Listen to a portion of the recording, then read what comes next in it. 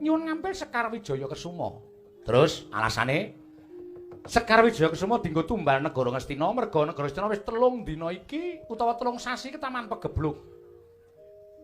Sing kandha sapa niku? Lho, kok Prabu Baladewa? Niki. Iya. Hah, candak masalahe saiki. Lho kok candak masalahipun? Sampeyan meneng mawon iki kula uruse.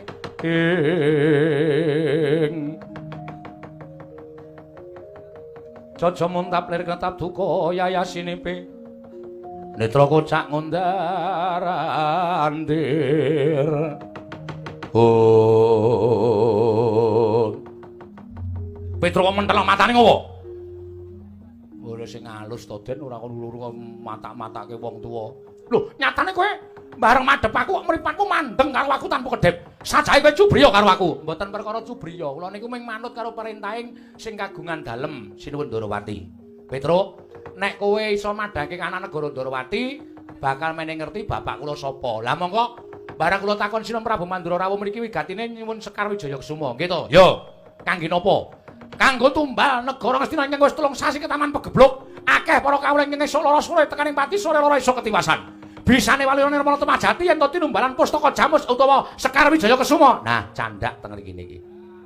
Lho, kok candak piye? Kula caosi prisa. Niki kula bar saka Ngastina.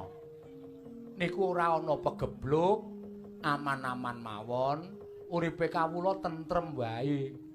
Lah kok sampeyan ngendikake ana pegebluk niku niki kula bar saka negara Ngastina. Nuwun sewu lho, kula mboten kok perkara mboten percaya karo sampeyan. Ning nyatane niku kula saka negara Ngastina rak sowan mriki.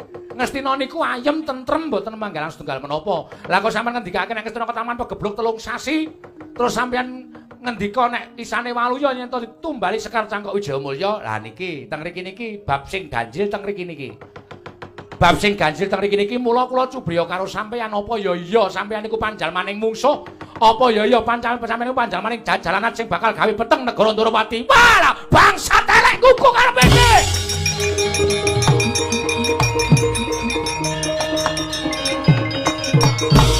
Menungso ora tatanan panusmaning jajalanan iblis sanat Petro kantong bolong ngarani Baladewa panjalmaning mungsuh ngarani Baladewa panjalmaning jajalanan.